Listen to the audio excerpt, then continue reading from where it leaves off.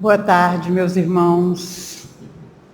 Sejam todos muito bem-vindos à nossa casa.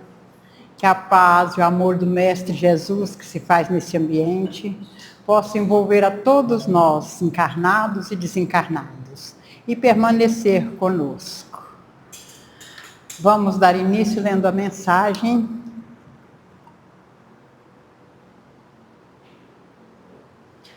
Amados irmãos em Cristo, que a paz do Senhor seja convosco. Reencarnação é lei do Criador que abrange todas as criaturas e demonstra, sobretudo, esse amor paternal. Cada encarnação é oportunidade de lapidação do espírito imortal. Significa oportunidade bendita de introspecção, de conhecer-se a alma encarnada, de buscar esse caminho que conduz ao progresso do intelecto, ao progresso dos sentimentos e das emoções. É o reflexo da justiça do Pai, que convida a individualidade a refletir sobre suas escolhas, a provar sua transformação.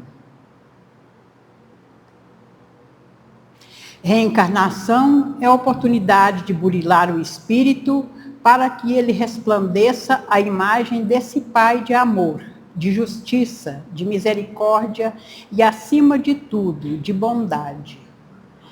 Meus amados, compreender o valor da reencarnação é compreender que cada segundo que o espírito permanece nos mundos materiais é oportunidade imensa de trabalho, de enriquecimento dessa alma, de voltar para todo o bem. Renegar a oportunidade da caminhada evolutiva no plano material é prisão, que aprisiona e enclausura o ego dos prazeres ilusórios nas cadeias de tormentas, cobrança de, sobretudo, raiva e violência. Mas, como disse o nosso mestre amado, conhecerás a verdade e a verdade vos libertará. Vós que conheceis o Evangelho de Jesus, devem se lembrar do libertar dos ciúmes, inveja, das competições, dessa egolatria, que somente aflições trazem à alma e, sobretudo, infelicidade maior daqueles que já conhecem, mas não conseguem cumprir os deveres da própria felicidade.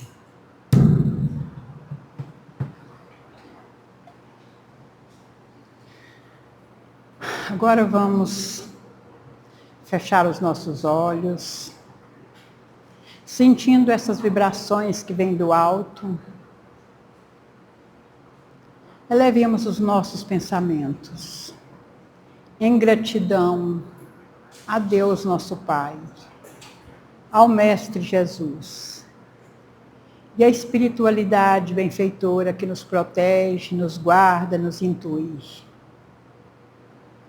E agradecer mais uma vez pela oportunidade de estarmos aqui reunidos, em nome de Jesus, para estudar o Teu Evangelho e que nós possamos estar com as nossas mentes e os nossos corações abertos ao aprendizado. E nos esforcemos cada vez para colocar em prática todo o aprendizado, que cada dia é um novo dia para aprendermos e para burilarmos o nosso espírito. Fique conosco, Mestre amado, hoje e sempre. Dando continuidade ao estudo do Livro dos Espíritos, hoje a Heloísa, a partir da questão 967.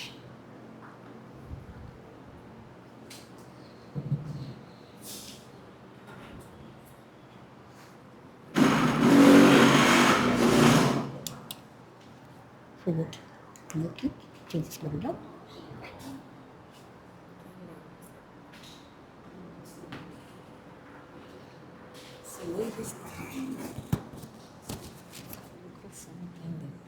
Você faz tudo. Peraí, viu, minha? Socorro. É muita coisa.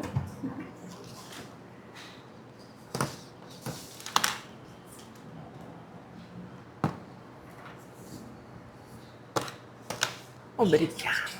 Que assim seja. Boa tarde. Estou desligando. Ou é o som? Desliguei. Sei mexendo. Tá. Boa tarde a todos. Boa tarde aos nossos irmãos que estão assistindo pelo Instagram. Que a paz e o amor de Jesus nos envolva. Que a espiritualidade benfeitora que se faz presente nesse ambiente nos auxilie na realização de mais um estudo. Então, dando continuidade à questão 967 de O Livro dos Espíritos, nós vamos falar sobre a natureza das penas e os gozos futuros. E a questão 967, Kardec pergunta o seguinte para os espíritos superiores: em que consiste a felicidade dos bons espíritos? E aqui, o primeiro ponto que nós devemos nos atentar é que os bons espíritos não são os espíritos puros. Então, Kardec está falando de espíritos que são elevados e que gozam da felicidade diferente de nós.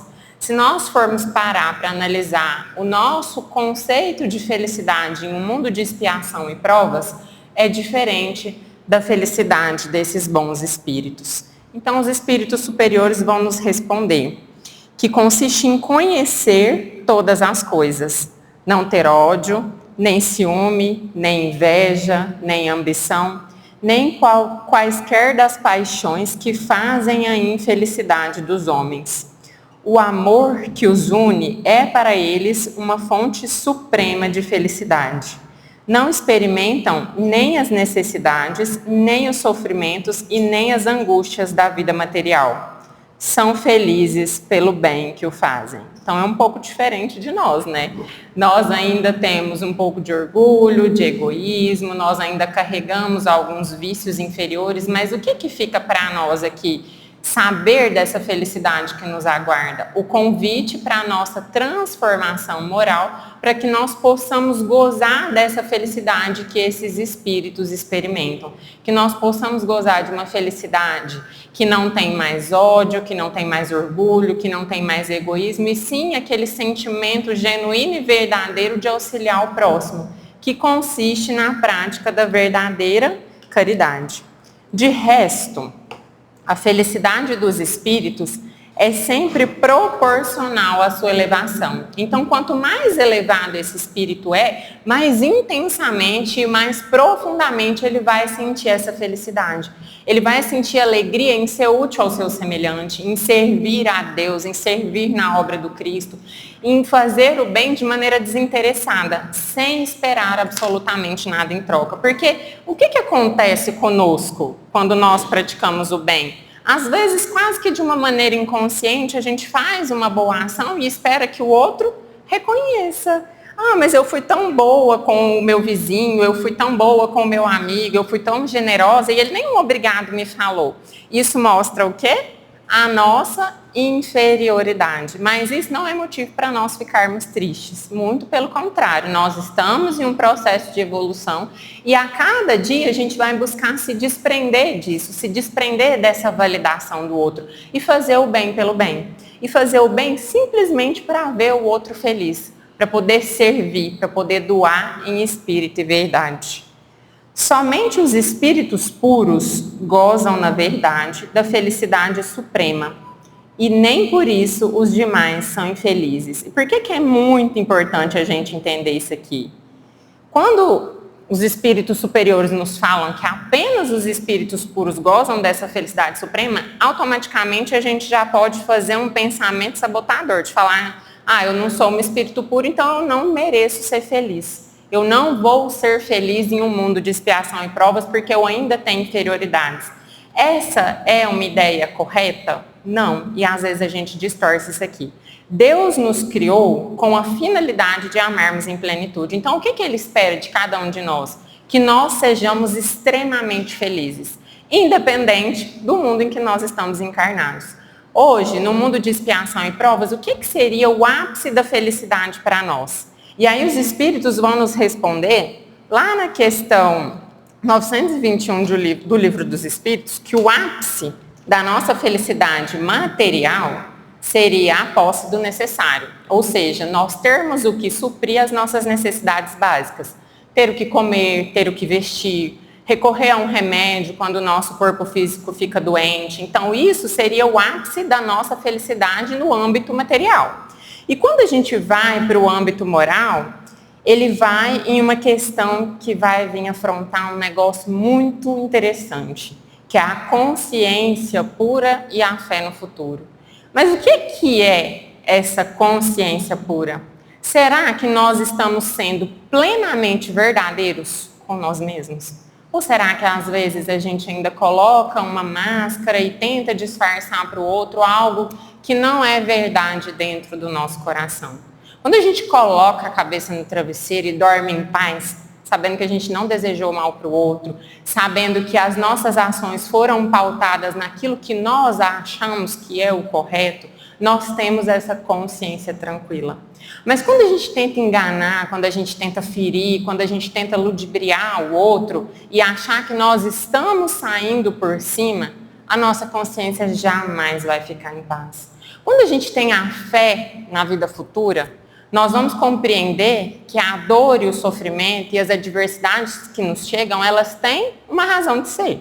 A gente vai entender que nada vai acontecer na nossa vida por acaso. E que por mais difícil, por mais dolorosa que seja a situação que nos chega, ela sempre vai ter algo a nos ensinar. E quando a gente vai entender, então, que por mais que a felicidade não seja deste mundo, mas que nós devemos buscar o ápice dela, a gente vai começando a compreender que ser verdadeiros com a nossa essência é a melhor coisa que nós vamos fazer.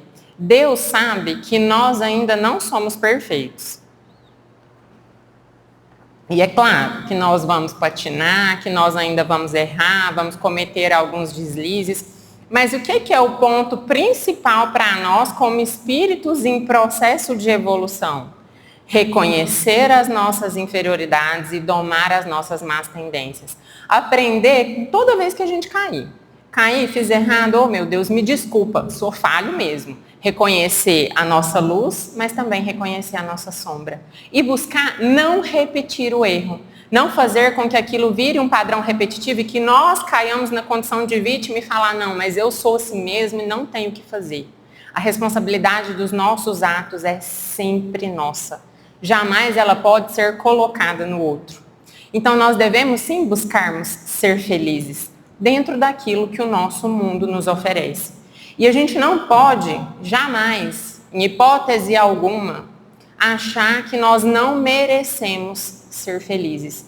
Muitas vezes nós nos encontramos em condições difíceis, convivendo com pessoas difíceis, e essas pessoas nos ferem, elas nos machucam. E aí o que pode ser o nosso pensamento? Não, eu vou aguentar isso aqui porque eu estou resignando. Será que Deus quer que a gente resigne a custo da nossa própria felicidade? Será que Deus não quer que a gente nos ame primeiro, antes de nós amarmos o outro? A Mayra Rocha tem uma frase que ela é muito forte e que a Joelma até comentou esses dias comigo, é uma frase que traz muito esse chamado para nós. Nós não viemos nesse mundo para sermos tapete de ninguém. Se não for para nós sermos toalha, para enxugar a lágrima do outro, para auxiliar o outro ali nos esforços da sua evolução, que nós não sejamos tapete de ninguém. Então nós devemos sim buscar a nossa felicidade, devemos sim ir atrás dela e buscar o máximo daquilo que o nosso mundo de expiação e provas tem a nos oferecer.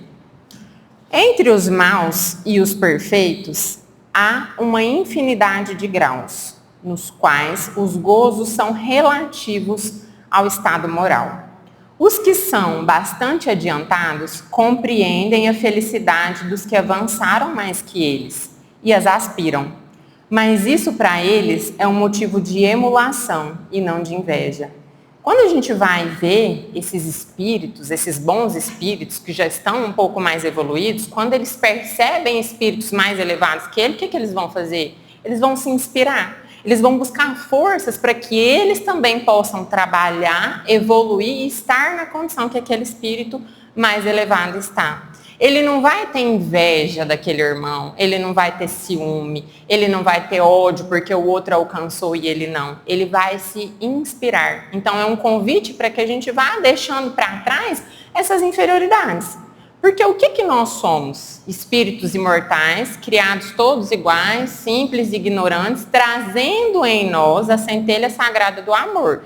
Então nós temos toda a potencialidade para chegar à condição de espírito puro. O que a gente precisa para chegar lá não está lá fora, não está no outro, está dentro de nós. E cabe a cada um de nós ir trabalhando o desenvolvimento das virtudes e extirpar os vícios para que a gente possa progredir. Não cabe responsabilizar o outro, é sempre um chamado para nós. Então a doutrina espírita e os espíritos superiores trazem essa responsabilidade para nós. A gente quer ser feliz, a gente quer alcançar o que esses espíritos já estão vivendo. Vamos trabalhar, vamos desenvolver, vamos evoluir e aproveitar essa existência que Deus nos deu. Porque a oportunidade que nós estamos tendo é agora. Pensa o quanto de conhecimento nós estamos absorvendo, tendo contato com a doutrina espírita, o quão grande é a oportunidade de nós nos desenvolvermos e evoluirmos nessa encarnação, nesse momento. Então essa é a encarnação que nós podemos dar um grande passo na senda do nosso progresso evolutivo. Sabem que depende deles alcançá-las e trabalham com esse fito, mas com a consciência pura. Sente-se felizes de não sofrer o que os maus sofrem. Ou seja, eles se sentem felizes de já não passar mais pelas fieiras da inferioridade, por já não sofrer, mas eles jamais se sentem superiores. Isso aqui é o que vai diferenciar o bom espírito. Ele não vai achar que eu já estou evoluído, eu já estou muito bom, eu já sou o suprassumo da moralidade. Não. Ele vai ser sempre humilde e ele vai saber que ele sempre precisa aprender mais, para evoluir mais, para poder ir galgando esses degraus no processo evolutivo. Questão 968. Contais a ausência das necessidades materiais entre as condições da felicidade para os espíritos. Mas a satisfação dessas necessidades não é para o homem. Não é para o homem uma fonte de gozo. O que Kardec questiona? Que quando nós estamos encarnados, nós temos necessidades materiais a serem satisfeitas. Comer, dormir, nos abrigar. A satisfação dessas necessidades materiais não se consistiria em um gozo para nós? E aí os espíritos vão nos fazer um convite que é observar a linha tênue entre o supérfluo e o necessário. Sim, de gozos animais. E quando não pode satisfazer essas necessidades, isso é uma tortura. Quando a gente está encarnado, nós precisamos nos alimentar, certo? Precisamos manter o corpo físico ali vivo, saudável, ativo, para que o nosso espírito possa desenvolver o seu processo de evolução. Mas quando a gente começa a ter muito prazer na comida, especificamente em doce, vou falar do meu ponto fraco, especificamente em doce, o que a gente pode começar a desenvolver? Um determinado vício. E aí, toda vez que a gente come, que libera uma dopamina no nosso organismo, a gente vai ficando feliz com aquela sensação. E se nós não controlamos essa paixão, essa sensação exacerbada, o que pode acontecer? Nós podemos desenvolver um vício. E quando a gente desencarna, que não tem mais essa questão material para ser suprida, quando não tem mais esse gozo material para ser suprido, o que isso pode gerar no espírito? Uma tortura. Então é isso que os espíritos estão nos explicando, que a gente deve sim viver a matéria, porque nós estamos em um mundo material. Mas a gente precisa entender muito bem que a matéria não deve se sobrepor ao espírito. Que nós vamos experienciar de várias coisas aqui quando encarnados, mas que a nossa verdadeira vida é a vida espiritual? É muito bom ter conforto? Claro que é. Quem não gosta de morar bem, de dar boas condições para os filhos, de ter ali o conforto material? É importante? É muito importante. Mas nós não devemos deixar que isso se sobreponha. O que pode acontecer? Determinadas vezes, quando nós temos posses de bens materiais, nós podemos passar por um revés financeiro e nos vermos falidos em uma determinada situação. E não ter mais a posse daquele bem material não deve ser um motivo de tortura para nós como espíritas. Quando a gente começa a entender a transitoriedade da matéria. Hoje eu posso ter a posse, amanhã não, mas isso vai afetar no meu processo de evolução como ser? Que eu possa saber utilizar dessa diversidade para eu evoluir. Que eu possa não me desesperar, orar a Deus pedindo auxílio e ter a certeza que Ele sempre vai me socorrer. Então é nesse sentido que os espíritos superiores vêm nos dizer sobre essa questão 968. Questão 969. O que se deve entender quando se diz que os espíritos puros estão reunidos no seio de Deus e ocupados em lhe cantar louvores? Aqui Kardec faz uma pergunta que dá-se a entender como se os espíritos puros, né? A gente evoluiu, chegou lá na condição de Jesus, agora nós vamos estar em estágio contemplativo. Será que é assim que acontece? Será que quando o espírito, quando ele chega lá na perfeição, ele vai ficar só contemplando a obra de Deus? Então vamos ver o que os espíritos nos dizem. É uma alegoria para dar a ideia da compreensão que eles têm das perfeições de Deus, pois o veem e o compreendem. Mas como tantas outras, não se deve tomar ao pé da letra. Ou seja, o espírito puro, ele não vai ficar lá em estado contemplativo, muito pelo contrário. O que acontece quando o espírito atinge lá a posição da perfeição? Vamos lembrar de Jesus, o que Jesus foi? Co-criador do planeta Terra. O que ele é? O governador do nosso mundo. Então ele vai cuidar de um mundo, cuidar da evolução dos espíritos que estão recém-saídos da mão do Criador. Então ele vai ter várias tarefas a desenvolver. Essa ideia de que chega à condição de espírito puro e que se entra em estado contemplativo, ela não é real. O que acontece? Acontece que quando esse espírito chega no patamar da perfeição, ele compreende Deus e seus atributos. Então ele tem uma percepção de Deus completamente diferente da nossa, muito mais profunda, muito mais intensa. Então ele vai comungar do pensamento de Deus, mas ele vai continuar trabalhando incessantemente na sua obra. E lá no livro Céu e Inferno tem a seguinte transcrição que vai nos descrever para nós.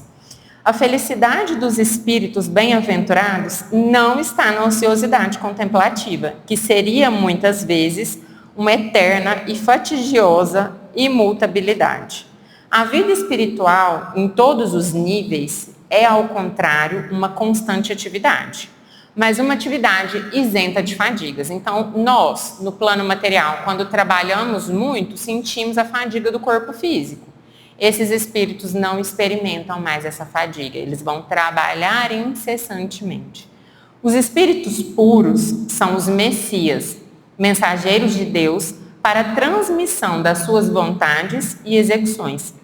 Eles cumprem grandes missões, presidem a formação dos mundos e a harmonia geral do universo. Tarefa gloriosa, a qual se chega pela perfeição unicamente os da ordem mais elevada, são os que compartilham dos segredos de Deus, inspirando o seu pensamento, no qual são representantes diretos. Então, quando a gente vai pensar no Cristo, qual foi a missão dele? A missão de Jesus, ao encarnar em uma missão, e aí a gente tem que lembrar que não é reencarnar, porque na condição de espírito puro, o espírito não tem necessidade de reencarnar. Então, quando Jesus encarna no planeta Terra, qual que é a sua missão? Dar exemplo e testemunho do amor de Deus. Como um mensageiro do Pai, ele vem vivenciar os seus ensinamentos e nos dar a rota de direcionamento para nós chegarmos à condição que ele está hoje. Ele vem nos mostrar que todos nós somos capazes de amar em plenitude, de perdoar, de evoluir, de desenvolver tudo aquilo que ele não só falou, mas vivenciou. Então ele vem nessa missão para nos dar essa rota de direcionamento para chegar ao Pai. E assim é com os demais espíritos puros que tem no universo. A gente tem essa imagem do Cristo porque ele é o nosso Pai, né? Nosso co-criador, então nós temos uma ligação muito íntima com o Cristo. Mas nós devemos saber que ele não é o único espírito puro, existem outros espíritos puros na infinidade de mundos habitáveis no universo. E que nós, um dia, chegaremos à condição dele, amaremos em plenitude e poderemos desenvolver um trabalho assim como o dele nas obras de Deus. Tudo na natureza, desde o grão de areia, canta, ou seja, proclama o poder, a sabedoria e a bondade de Deus. Ou seja, Deus não cria nada para ficar em estado contemplativo. Tudo tem uma utilidade. O átomozinho, a célulazinha, tudo tem uma função e tudo vai progredir dentro dessa lei. Mas não penseis que os espíritos bem-aventurados estejam em contemplação na eternidade.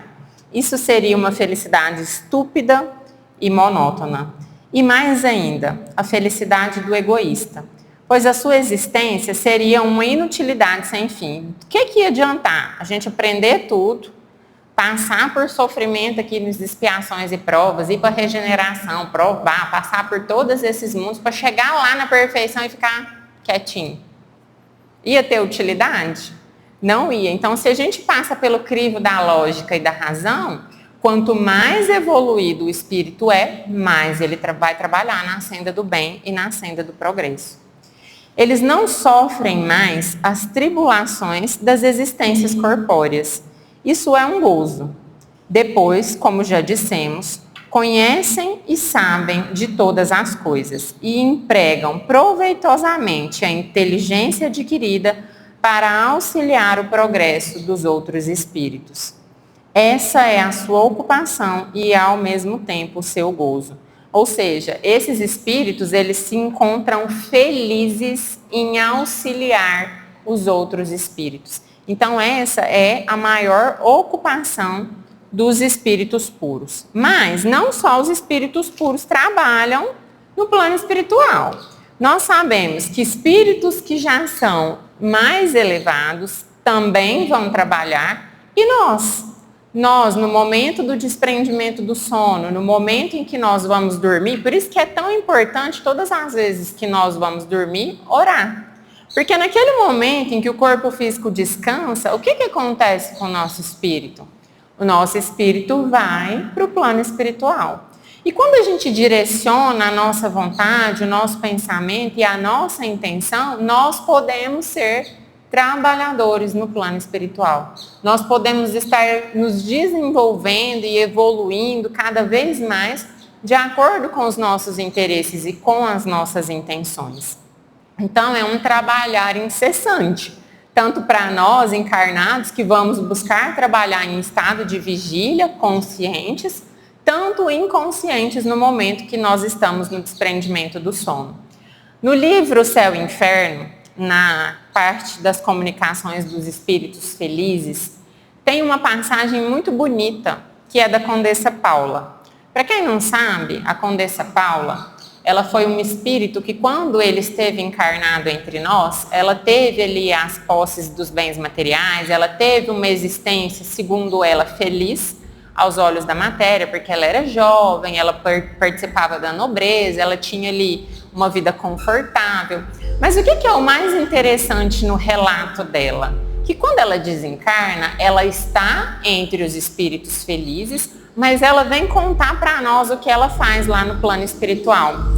E ela trabalha no movimento de regeneração da Terra. Então é interessante a gente ler, porque a comunicação dela é antiga, mas a gente sabe que a Terra está passando por esse processo de transformação, de regeneração, e trazer para os nossos dias atuais. e perceber que nós também podemos ser instrumentos nesse movimento de regeneração.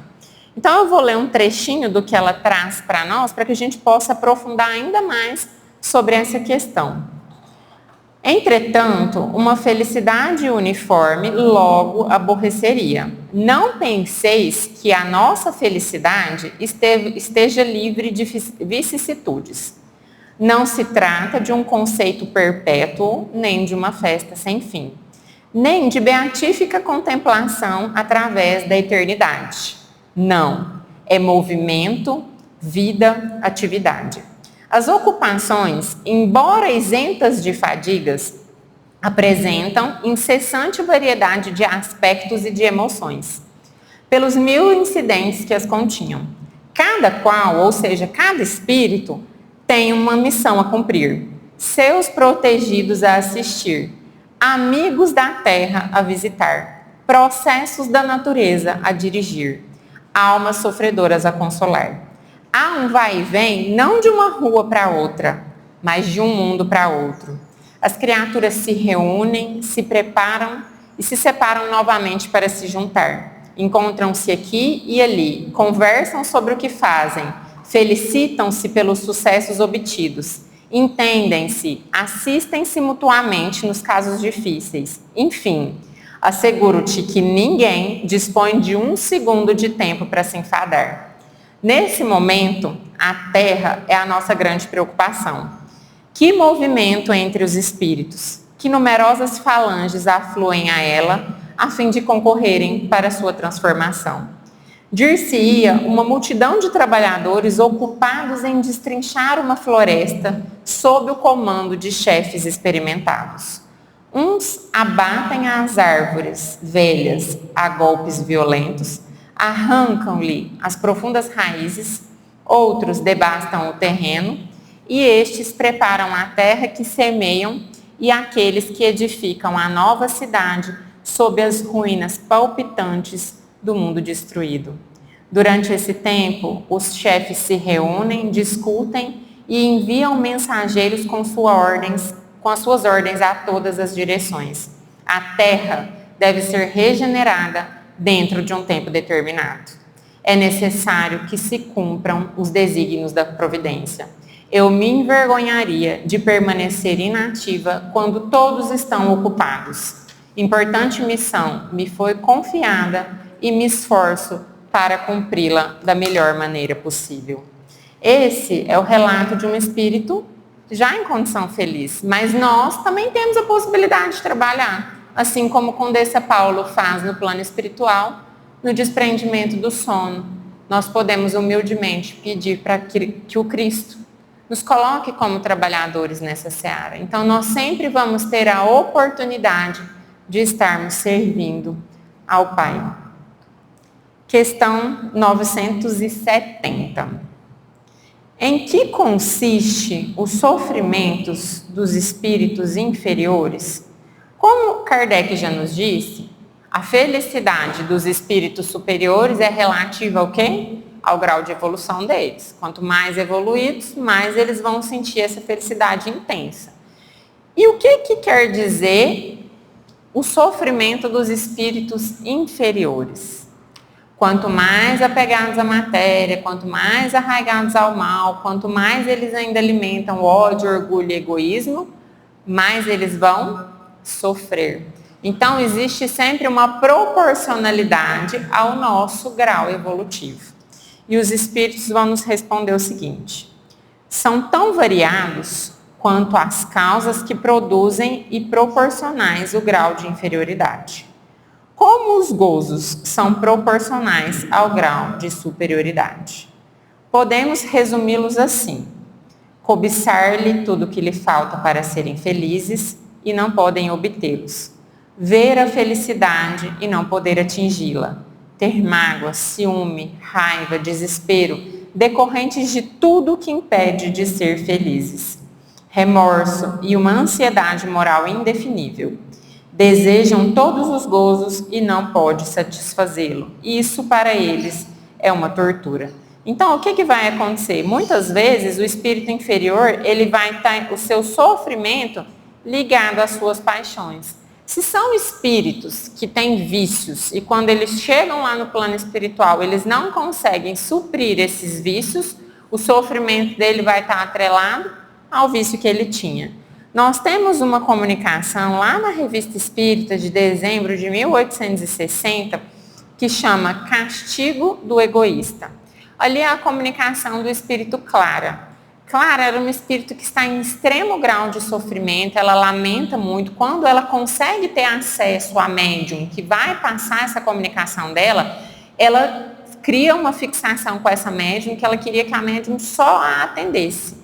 E aí ela não tinha muita condição, né, de poder dar ali as comunicações, que era um espírito que estava em um grau de sofrimento muito intenso, porque ela não via nada, ela estava perdida e ela estava em uma profunda tristeza em relação a isso.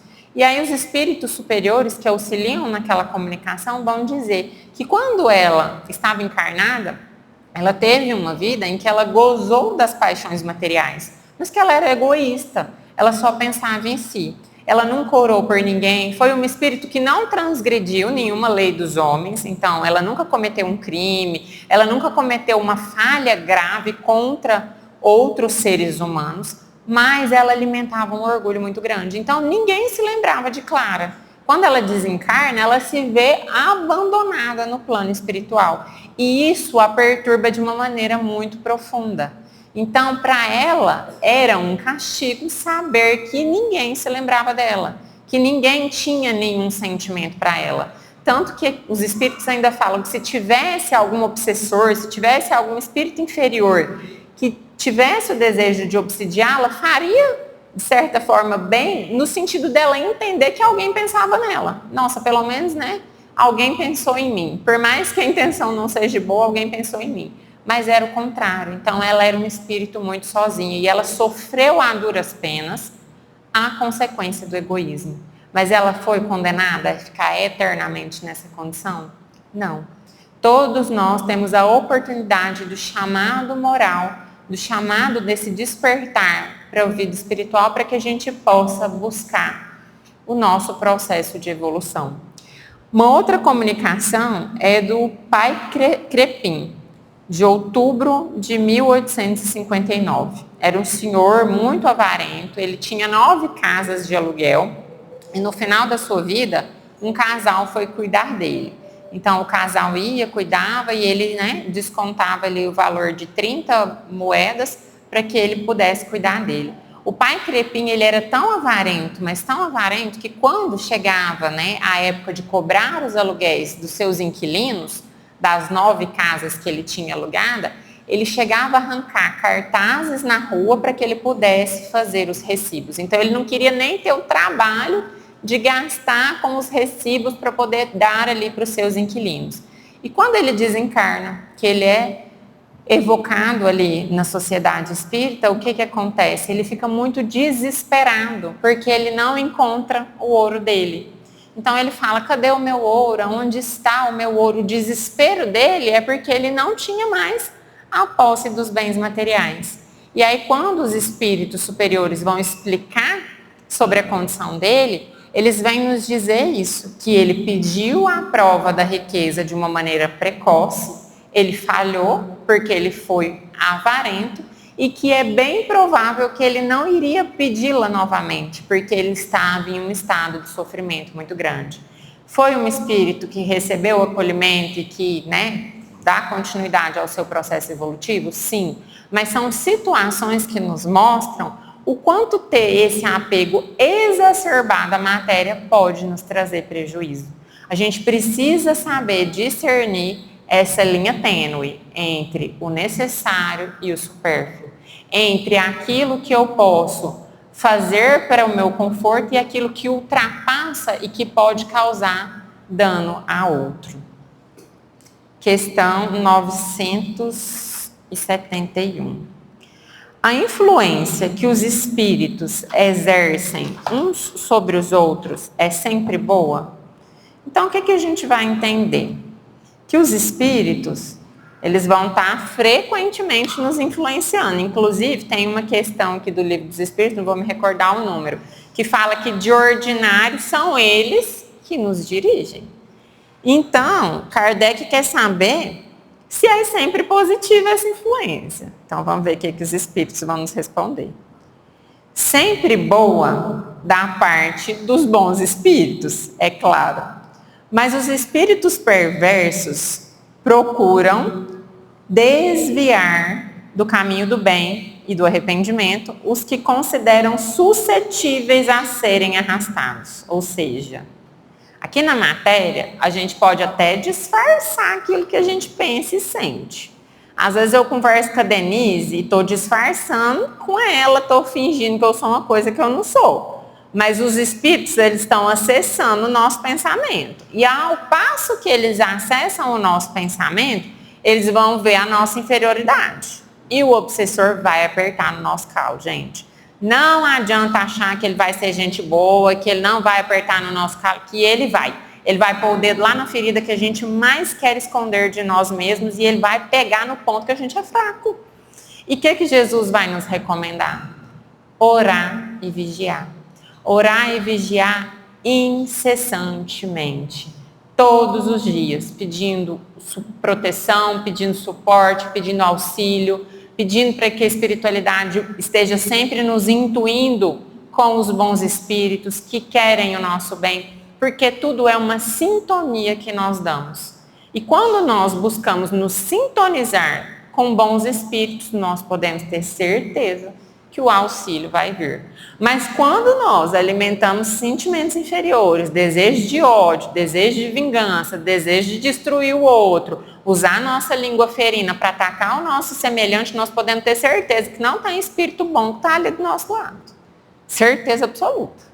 Então, nós vamos ter a influência dos nossos amigos que ainda estão vibrando em zonas inferiores. E aí, a culpa não é do obsessor que está me obsidiando. A culpa é minha. Eu que estou dando sintonia. É o meu pensamento que está vibrando baixo. E aí, a doutrina espírita traz novamente para nós essa responsabilidade de orar e vigiar os nossos pensamentos. Ah, mas eu não estou em condição ainda de conversar com fulano. Fulano me fez muito mal. Então, vamos aprender a amar o inimigo. Vamos não pagar o mal com o mal. Vamos aprender a orar por ele, a desejar o bem. Porque ser sincero, ter essa consciência pura, faz parte desse estágio de felicidade que nós podemos gozar aqui na Terra. Eu não tenho condição. Eu não quero conviver com essa pessoa. Eu não consigo. Eu estou sendo honesta comigo. Não estou sendo falsa. Estou orando por ele e estou buscando a minha evolução. É não ser hipócrita, gente. Não cabe mais máscara. A partir do momento que a gente vai compreendendo a doutrina, para que você vai fingir uma coisa que você não é? Não cabe mais. Não cabe. Porque só cola na matéria. Na hora que a gente desencarnar, os espíritos estão tendo acesso o tempo todo aos nossos pensamentos. O nosso inimigo vai ter acesso ao nosso pensamento. A pessoa que nos feriu vai ter acesso. Não adianta. Então, já vamos desenvolver isso desde já, para que quando nós chegarmos no plano espiritual, isso já seja um hábito em nós. Eu sou assim. Não sou perfeita. Deus sabe que eu não sou, mas estou me esforçando. Reconhece-se o verdadeiro espírita pelos esforços em domar as suas más tendências. E não em ser perfeito, mas em buscar transformar. Muitas vezes, os que nos levam para o mal, nos levam durante a vida terrena. Por que que os espíritos nos levam para o mal e nos influenciam durante a vida terrena? Porque na matéria, nós temos as paixões com fácil acesso. Quando a gente desencarna, a gente não tem tanto acesso à questão material. Aqui não, aqui a gente pode satisfazer as paixões. Então é mais fácil o espírito me influenciar quando eu estou na matéria do que quando eu estou desencarnado. Isso não significa que não exista o assédio lá no plano espiritual. Não, ele acontece. Mas é diferente a intensidade de quando a gente está encarnado. Então, os espíritos e a doutrina espírita vêm nos dar, vamos dizer assim, um direcionamento muito certeiro para a nossa evolução. Cabe a nós fazermos o quê? Colocarmos em prática. Então, que hoje, ao final do nosso estudo, nós podemos ter a certeza dentro do nosso coração de que Deus quer que nós sejamos felizes. independente do que nós estamos passando, independente do problema que nos chega, independente da situação que nos acomete, da questão de saúde, de qualquer coisa. O que Deus espera de nós é que nós sejamos felizes e felizes em plenitude.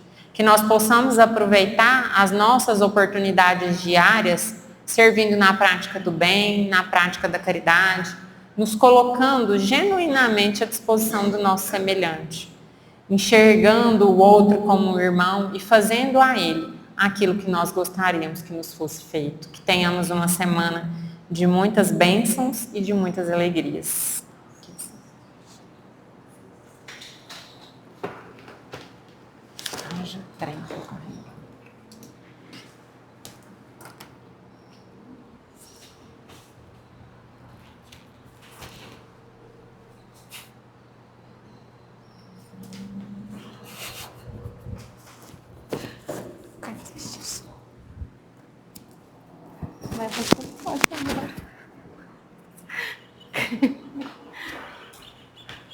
Vai esperar.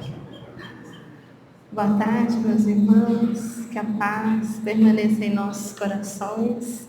Nós vamos lembrar da nossa mostra de Natal, né, Fran? No sábado que vem, a partir das 8h30 até às 13h30. Quem já teve a oportunidade de passar por ali já percebeu o quanto que as peças estão lindas, está tudo muito bonito. Acho que é a mais bonita de todos esses anos. Está muito afora, né, que aquela casa ali parece a casa da avó. Então a gente espera todos vocês no sábado que vem com um cafezinho, chazinho, e a gente gostaria muito que todos estivessem ali. Também já demos início à nossa campanha de Natal. São 3 distribuições. Às vezes a gente faz a quarta, todo ano a gente faz a quarta, mas, né, no começo a gente já fica até em dúvida de 3. Então a gente tem a nossa distribuição no Shopping Park, início de dezembro, também ali no Joana d'Arc e depois no assentamento. Então quem quiser nos ajudar com cestas básicas, os brinquedos, a gente compra os brinquedos iguais para as crianças. Então a gente tem 3 brinquedos padrões, a gente não leva brinquedos diferentes. E quem quiser nos ajudar com a cesta, trazer uma cesta básica, ou quem quiser doar pelo Pix do centro, que a gente compra num preço mais acessível. Então uma cesta média, vamos dizer aí, está em média R$70. Conforme o número cai um pouco, né? Tomara, né? Então nós vamos convidar os passistas para o trabalho do passe.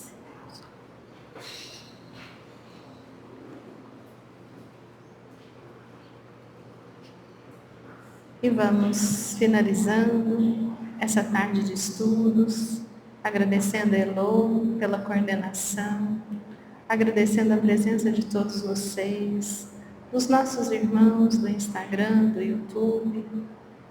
E vamos pensar em Jesus, nosso Divino Mestre, que esteve na terra a nos convidar ao amai-vos uns aos outros, acolhendo as dores, demonstrando a imortalidade da alma, a construção do reino de Deus no nosso coração, nosso grande objetivo de alcançarmos, sermos imagem e semelhança do Pai, esse Pai de amor, de justiça, de misericórdia.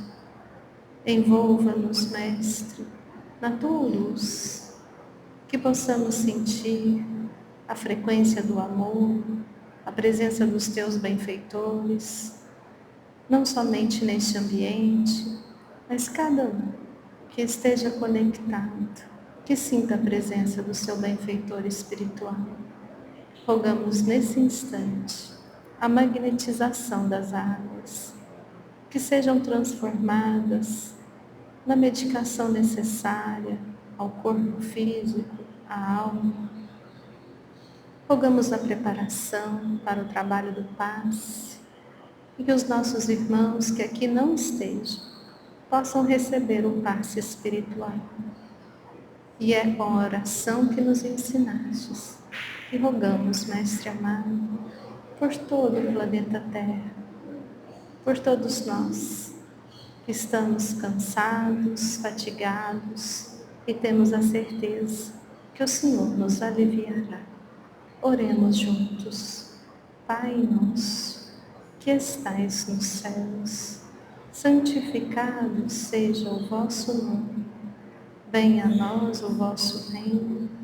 Seja feita a vossa vontade, assim na terra como nos céus. O pão nosso de cada dia, dai-nos hoje. Perdoa as nossas dívidas, assim como perdoamos aos nossos devedores.